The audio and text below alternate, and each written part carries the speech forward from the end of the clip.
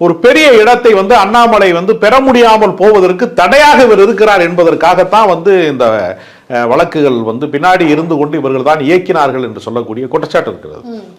அதனால சட்ட நடவடிக்கையின் மூலமாக ஒருத்தரை நேரடியாக பழிவாங்க வேண்டும் என்பது அல்ல, சட்டத்தின் வழியாகவும் ஒருவரை பழிவாங்க முடியும் என்பதனால எல்லாமே பழைய வழக்குகள். ஏற்கனவே மணல் அள்ளிய வழக்கு, பொன்முடி வழக்குலாம் பார்த்தீங்கன்னா ஏற்கனவே பழைய வழக்கு. எல்லா வழக்குகளுமே அதிமுக காலத்திலே போடப்பட்ட வழக்குகள் எல்லாவற்றையும். இதே சமயத்தில் அதிமுக முன்னாள் அமைச்சர்கள் மீதான வழக்கு இது மாதிரியான விசாரணைக்கு வரவே இல்லை. அந்த விசாரணையில ஆளுநருடைய ஒப்புதல் கொடுத்தால்தான் அது விசாரணைக்கு வரும் என்று சொல்லுகிற போது ரொம்ப நாள் பெண்டிங்ல வச்சுட்டே இருக்கிறாங்க. இப்போ உங்க கூட்டணிக்கு வரப்போறாங்க, அப்ப நீதிமன்றத்தில் அதற்கு கேள்வி எழுப்புகிற போதுதான் ஒரு கட்டத்திற்கு மேல வளர்மதி மீதான வழக்கு, பன்னீர்செல்வத்தின் மீதான வழக்கு என்று பின்னாடி மாத்துறாங்க.